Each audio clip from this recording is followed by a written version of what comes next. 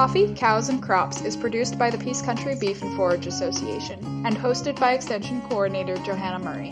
On this podcast, we discuss management practices and research results with scientists, ranchers, researchers, and farmers. We strive to share innovative information and farming practices supported by sound science and practical wisdom.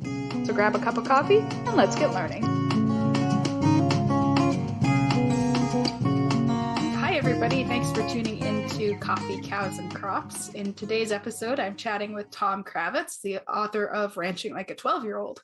And we'll be talking about his ranching experience, his book, and the benefits of keeping it simple. But before we get into all the fun stuff, Tom, would you like to introduce yourself and talk a little bit about why you wrote this book in the first place?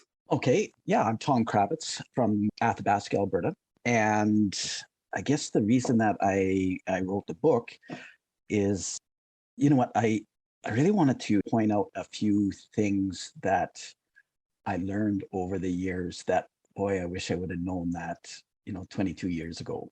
And basically, it's just that ideology of making things simple and easy. And once you do that, then things become fun. And yeah, like I said, I wish I would have known a lot of these things, 20 years ago. And then in terms of the grass management, well, that's something that's a real passion of mine. I don't know why it is. It just has become that. And it's my goal to build topsoil. And again, I don't know why it is. It just is. And I want to really figure it out there's a lot of things that we know about with farming, but there's not much that we know on how to do it with ranching. And that's something that I want to promote because I think that's the real way to build topsoil. The bison did it, for I don't know how many years, probably thousands of years. The plains people moved the bison around, by hunting them, and somehow that built topsoil. So I want to get back there, and it's exciting for me to do that. So I wrote the book to share my ideas, and take it or leave it. It doesn't actually matter to me anymore, but this is what I do, and maybe we can get more people building topsoil through ranching, and yeah, less farming. I know I can get kicked in the ass for saying that, but yeah, farming, we're always tilling the soil, and we're burning up carbon from the soil. And I'm not saying that we don't need farming, not at all. I'm not saying that at all. I'm just saying that we could be doing a better job with our livestock. So that makes sense. So your book has kind of 3 sections, and I know grazing management is kind of your passion, but you also covered a lot of your grazing management and the philosophy behind that with Clay Conroy on an episode of Working Cows. So I don't want to cover a lot of the same ground as you did in that one, but I did want to touch on the relationship between kind of the grazing period and the recovery periods, because I thought that was really interesting in how you talked about finding the specific graze and rest period on your operation and kind of your system for finding that. You know what, that is a difficult thing for a lot of people, and we talk a lot about the recovery period, like that's catchphrase. You need proper recovery period, but we don't talk about the graze period. And the graze period is just as critical as the recovery period. And when I took holistic management, back in 2000, we were taught how to calculate our graze period based on the recovery period, but we started with the recovery period. So, at that time, I was just taking someone's word for what the recovery period in my area was. And there was no one in our area doing management intensive grazing. So to ask somebody what the recovery period is, I was just going by the seat of my pants. So I went through that process, and then, it's based on your recovery period and how many paddocks you have, and then that you figure out the graze period.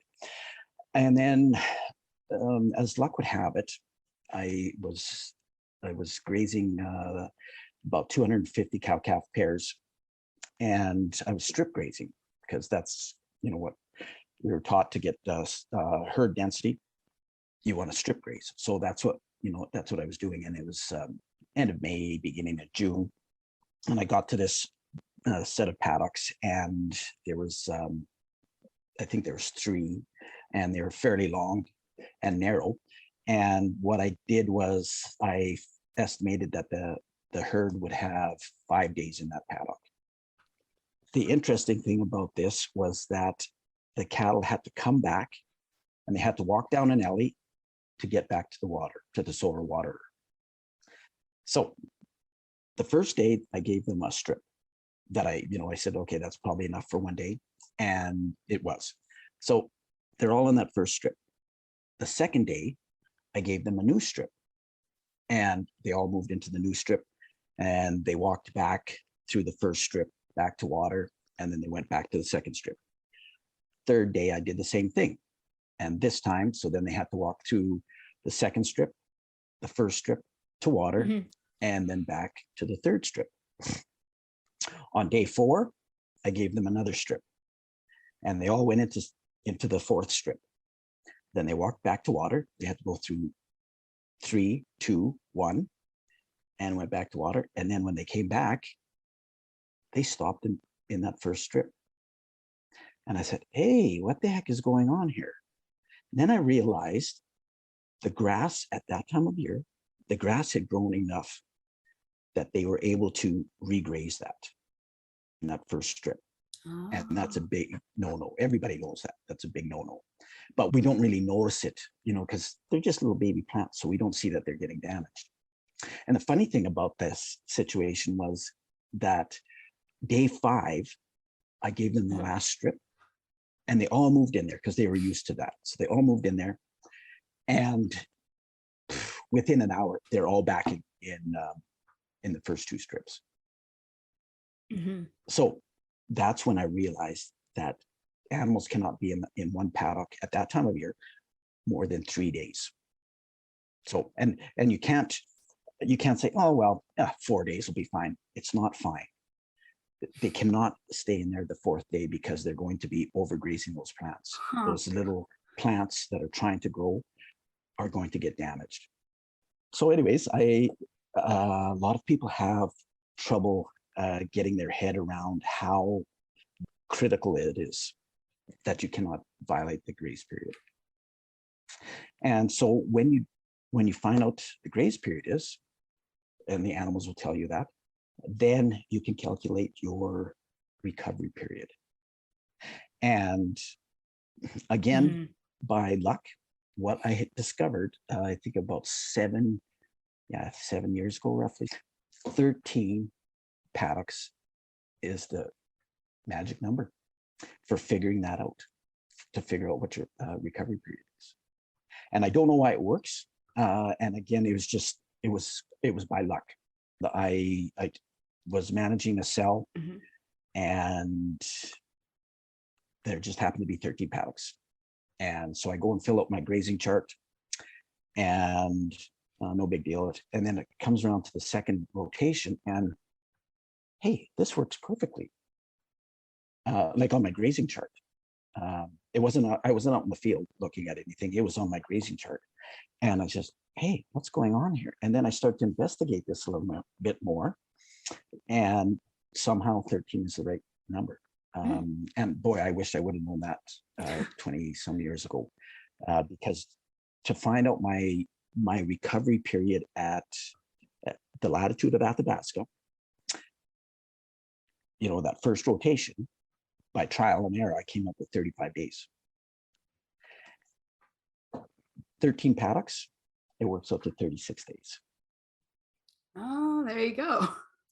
Yeah, and so when you get into later into August, when grass really starts to slow down, it works too. Your recovery period increases, but your recovery period increases because your graze period increases. Right. I don't explain it as well as I would like to, and I'm working on that, but I hope you get the gist of it. That as an example, was it? Yeah, 2 seasons ago, we had that. We had incredibly hot and dry conditions, and so we started out great conditions, good moisture, and so 35 days for recovery period. So we were moving. Let's go, and then we just got that. The taps went off, no rain, 1st of June basically, and then we got all that heat mid-June, and I was just like, oh, I thought the grass had stalled right out, and the grass didn't stall out, but it sure slowed down. And when I happened to do that little test that I talked about, where you're strip grazing and the cattle have to walk back to water, I found that our recovery period was 5 days. Or sorry, not the recovery period, the graze period was 5 days, because on day 6, the cattle were back in that first strip grazing, new grass. So I just adjusted everything, so, okay, well, we can stay in each paddock for 5 days. Right. So if you're using 13 paddocks, so you'll take one paddock out of the equation because the cattle are in that paddock. So you'll have 12 paddocks resting. So you get your extra days, 2 times 12. Those are your extra days. And that's how I figure out my recovery period. I start with the graze period. So, however, a lot of people think that I'm a twit about it, and they don't really believe what I'm saying. And that's fine. That's just what I do. And it has consistently enabled me to stockpile high quality forage, high quality and high volume forage for late fall and winter grazing. Perfect. Because that's the only way you can do it. You have to keep the grass vegetative to get that kind of high quality forage. You cannot let it get into reproductive phase. And that's how I do it. Oh, and you know what? If you really want to know more about it, there's this great book called Ranching Like a 12-Year-Old that you can buy on my webpage, simplyranching.ca. I was going to say, I enjoyed that portion of the book because I love math and I love formulas. So I got in there and I was like, oh, he's got like all the calculations in here. Awesome. Yeah, I like having that as well. Yeah, and those calculations actually come from the aid memoir booklet from Holistic Management. And I still use that to this day. I still go back, even though I've tweaked the way that in that formula, they start with the recovery period, and I'm starting with the graze period. Right. I still use the same formula, just that I start at a different end. Makes sense. Good. Awesome. So to my mind, there are 2 big challenges with managed grazing. So there's that grass management and recovery and all that sort of stuff. And then the other side of it is cattle or livestock management, because you're moving those cows and you're handling those animals a lot more often. So you need to know how to do it. So can you talk a little bit about your philosophy when it comes to moving your animals through the system? Sure. So I'm glad that the way that you talked about this, Joanna, because you alluded to this as a system, and it doesn't work, if you only can do one thing. So the animal handling is huge. I want to be able to move my animals in a controlled fashion where I want, when I want. And it doesn't matter to me if it's 30-degree day, it doesn't matter to me. Or it's pouring rain, or I want to be able to move those animals because I want to be able to manage my grass. And I want to make sure that I keep the grass in the sweet spot where it's vegetative, so that in the winter I have high quality, high volume forage. So basically the stuff that I do comes from what I learned from Bud Williams' method of animal handling. And I've tweaked it a bit because I started handling large herds, upwards of 500. in a group regularly. And there's a few different things that I needed to do so that I could do this by myself. Mhm. And when I first started doing it, I did it 2 bells. I had 2 bells. I had a come to me bell and I had a follow me bell. And I've trained turkeys, sheep, hogs, horses, and of course cattle, to some form of bell or a whistle. And it works. And the reason that I've gone to a whistle now is because I can pop it in my pocket. It's easy. And the other thing is anybody can go and move those animals if they have the correct whistle. So, that's to make my life easier. It's not to make the easier on the livestock. It's to make my life easier. To really get control of your animals, you need to train them to slow down when you want them to speed up, turn right, turn left, stop. And once you're able to do that, you're able to take them anywhere at any time, because they don't always follow you, particularly with this type of grazing where you're grazing in the sweet spot all the time. Those animals are always on a high plane of nutrition. So they're not hungry, so if you call them and, they stretch and they, get up slowly, in a cow-calf pairs, well, they'll go get their calf. They do that all slowly when they're not hungry, when they're full all the time. So if they don't feel like coming, because it happens, even to me, done freaking hundreds of times, it happens. And it's a little embarrassing, particularly when you have somebody watching you, but it happens. But I just resort back to where I started, and that was training them to do these go right, go left, stop, slow down, and those techniques. I will tell you, there's a guy named Steve Cote. Oh, yeah. Have you heard of him? I have, yeah. Okay. You know what? I bought his a thumb drive that he has his videos and his book on it, and fantastic. And it's all the same principles. I know he's not a big fan of a couple of things that I do, but when I watch what he's doing, I realized we're doing the same thing. I'm just speeding it up. Right. And I'm actually going to go back and try a couple of the things that he does that I get the same result as he gets. I just do it quicker.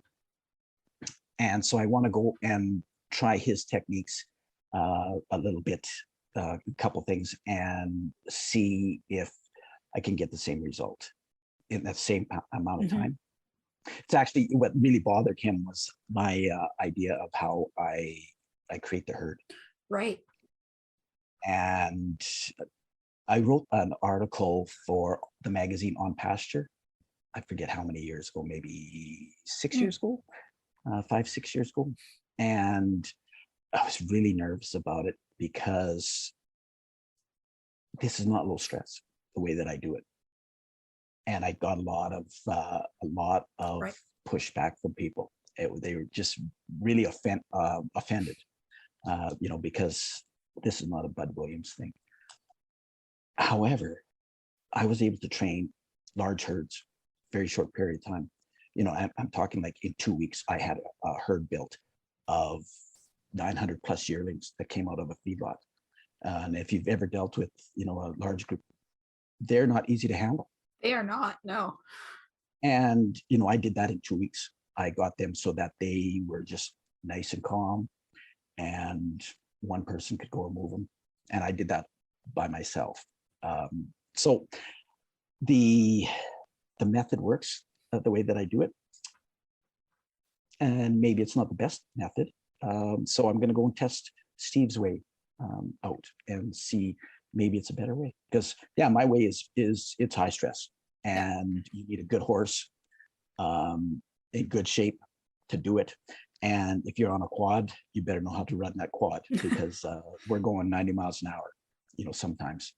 Yeah. But like I said, the results are amazing. And the more time that I have spent creating a herd, it just amazes me. Animal behavior just freaking amazes me. You probably read a bit about the mob, where I had the horses and the sheep and cattle and the hogs all together. Mm-hmm. It just blew my mind that those animals, all those different species, and it was a large group, well, relatively large. There was over 500 sheep between ewes and lambs. There was, probably 230 head of cattle in there between finishing steers and bulls, and there was some open cows in there. Then, I don't know, about 25 head of horses and about 50 or 60 hogs in there.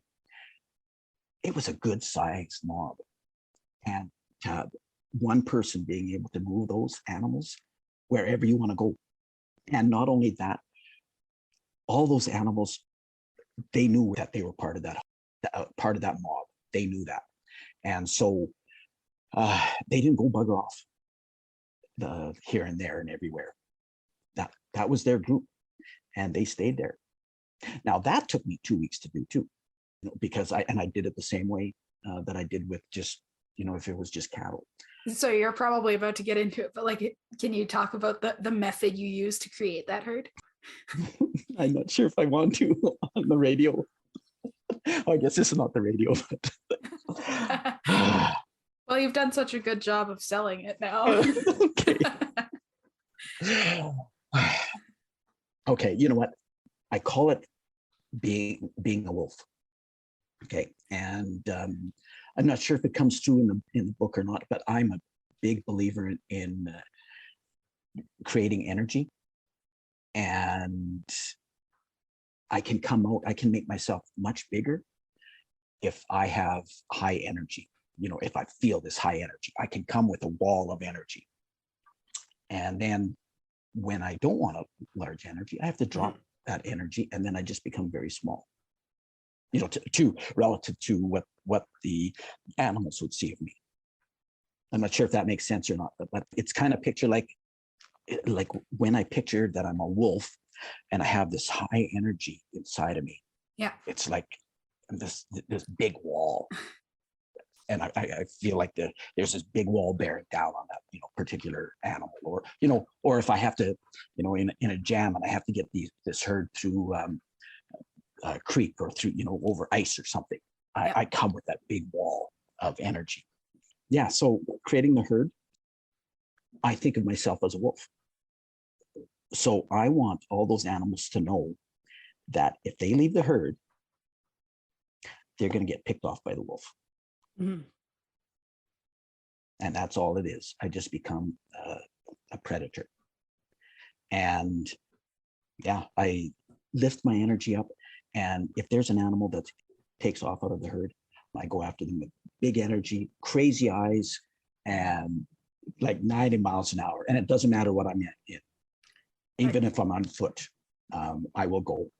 My lungs may be burning, and my legs want to fall off, but I keep going because I need to get them turned and get back to the herd. But the big thing about this, it is critical for it to work, is that you have to drop your energy as soon as, just before they're back at the herd, you have to drop your energy down immediately. Mm-hmm. And not just a little bit, as an example, if, I ride a horse a lot because I enjoy that, and I can maneuver very well. And you need a horse that will stop right when you tell it to stop. Right. You can't have a horse that, uses, a whoa as a suggestion. And they'll trot, trot and then finally go to a walk. You cannot do that. Because then you're just making matters worse, because that animal they don't get their release from pressure. Right. So it's not just becoming the wolf, you need to be able to become the lamb as well. So I'm hoping one day I will be able to get a video of how I do this, although it might be safer if I don't, because but anyways, that's what I do. I'm not going to be apologetic about it. I know it probably looks like I'm a crazy man when I'm out doing it, but I do it with a purpose, and the results that I've gotten amazing to me. Yeah. It's one of those, we talked about it a lot when I was in theater, the high status, low status characters, whether you came on stage with your shoulders back and your head up and, like you owned the stage, whether you came on with your head down and like kind of making yourself smaller, and you just switch those energies. And what you're talking about is the ability to just on off switch, flip between them. You bet. Which I think is a very important skill when you're working livestock. Frickin' right. And you know what? It took me, I don't know how long it took me, but it took me a while to get practiced. So like now I could just up or down, if I'm up, I can drop it down just like that, and I'm back into just plodding along on my horse. But I find a lot of people that I work with, they're scared to take it up to where they need to take it up. And they're fantastic handlers at the low, fantastic. But you're always going to have animals that are going to test you a little bit. And if you don't jump on it, they will test you. It's kind of like when I was running dogs, like stock dogs. I only wanted to tell my dog once, down. Just one command, down. I didn't want to have to be down, Tia, down, 5 or 6 times. That's just the way I am. And that's the way I am with handling livestock. I don't want to be having to mess with them all the time. Yeah. So anyways, that's why I do what I do. And the way that I do it is the way that I do it. Yeah. And the neat thing about it is the more that I've seen, well, I've already said this, the neat things that I've seen once animals are a herd. I grew up thinking that cows buggered off to the far end of the pasture or into the bush to have a calf. That's what I thought. And I thought that was just the way they do it. That is not the way they do it. They do that to get away because we're out there giving needles, we're tagging, we're harassing them. So they want to get the hell out of there. When livestock become accustomed to be a herd, or a mob, they calve or lamb right within the herd. And it's an amazing thing. Like, it's just because it was so different to what I was accustomed to. Yeah.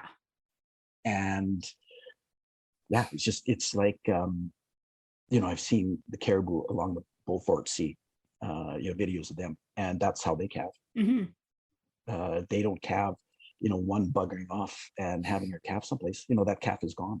The calf is dead if she went and did that. Yeah, and another neat thing that I saw, I've only seen this with cows, was a group of cows buggered off. Like, there was between 6 and 8. And I was wondering, what the heck? They're all in single file, and they're walking to the far end of the pasture. And I'm like, what the heck is going on? And I watched them. They all calved within 2 hours. Wow. All of them calved within 2 hours, except for one. There was like a matriarch.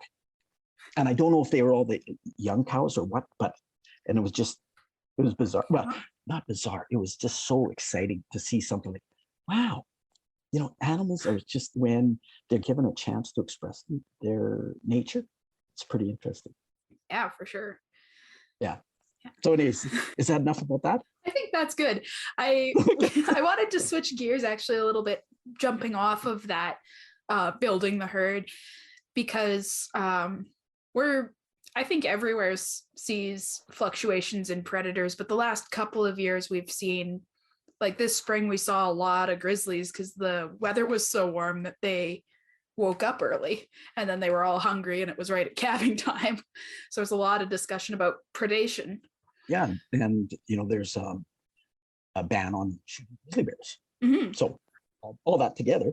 Yeah, well, and we're starting to see like big wolf prints and stuff right around Fairview, and there's the usual cougars and that sort of stuff. So I can see where having something that's built to run in a herd, and where they calve in the group and they hang out together, and there's always somebody on guard. I can see where that would be really, really useful. You bet. Yeah. And then you put guardian dogs together with that, and you have a pretty robust system. Yeah. I'm not going to say that it's a perfect system, and guardian dogs,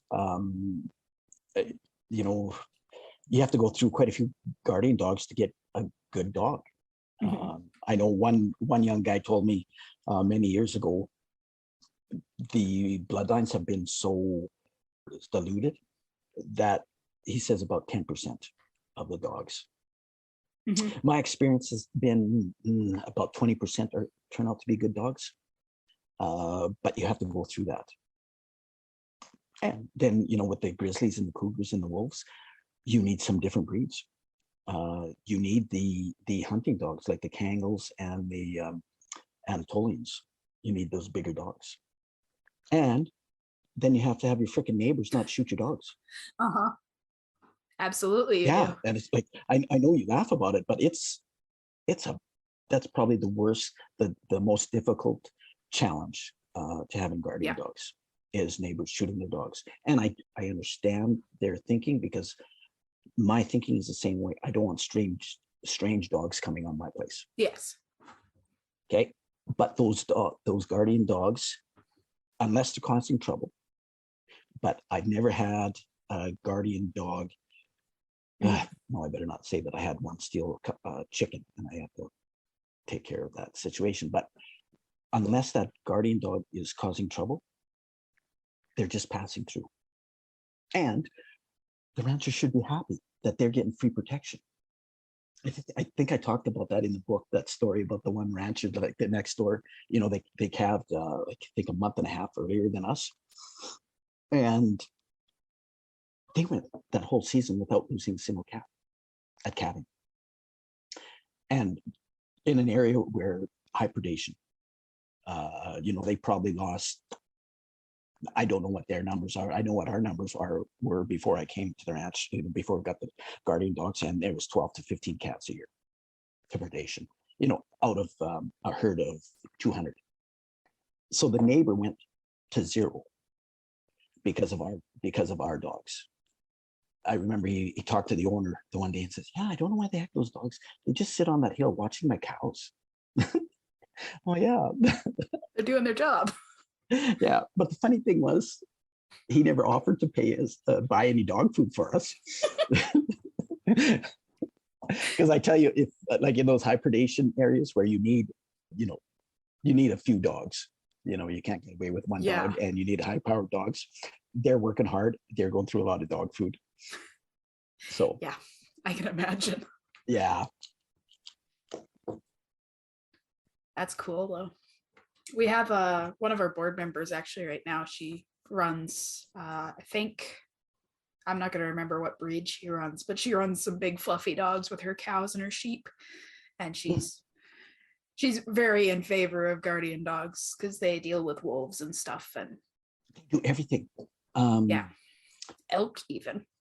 They do everything. Like I think I forget, you know, the stories that I put in my book because I don't read it every day. And I wrote it quite a while ago. Oh, about the golden eagle. Yeah. Did I talk about that? You did talk about that one. Okay, cool. Well, for people who are listening, I found a calf, a dead calf. What the hell? Because it looked to me like it was born perfectly healthy. And it just happened, the gal that I was working for, she's amazing at predator verification. Oh. She could actually have her own CSI movie or show, because it was just amazing what she could do. Anyways, you know, I went up to her and I said, hey, you know, this looked really odd and I don't know what's going on. And she said, well, check for this blood underneath its head and on its cheek, and check the tongue.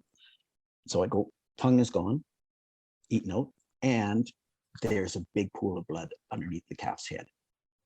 And I said, this is what it is. And she said, well, that's a bird.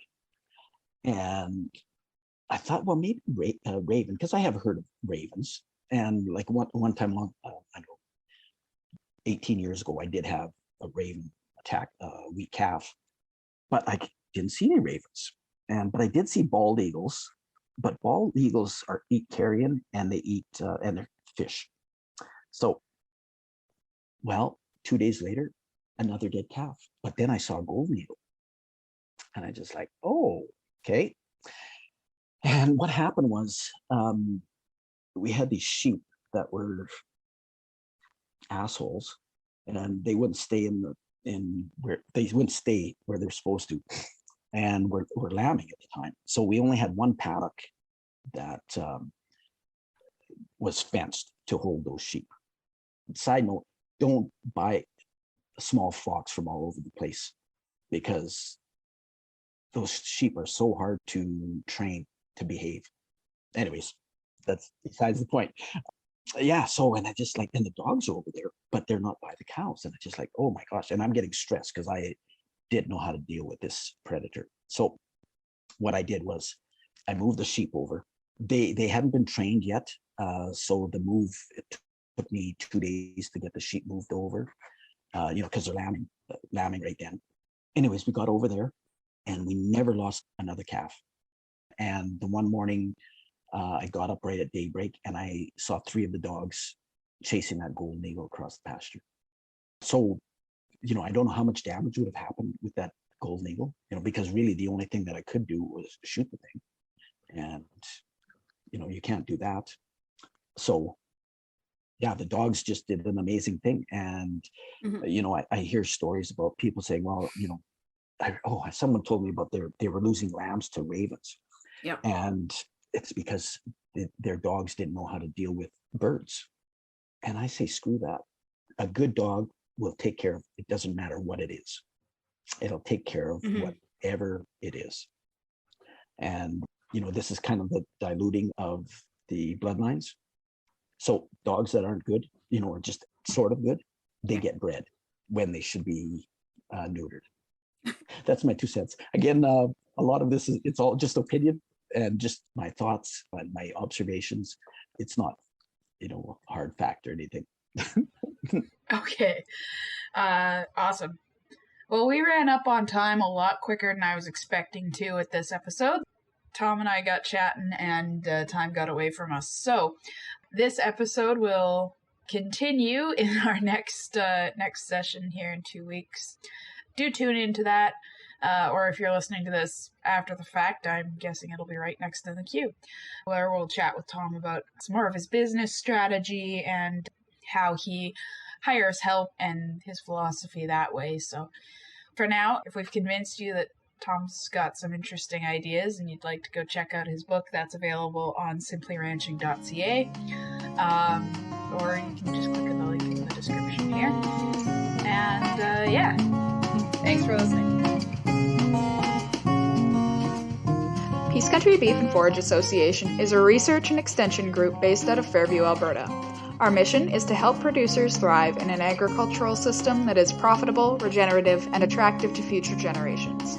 To learn more about what we do and see the results of our research trials or our archive of newsletters and fact sheets, check out our website at peacecountrybeef.ca. Want to get in touch? Have a burning question or a topic suggestion? Send us a message on Twitter, Instagram, or Facebook. Thanks for listening.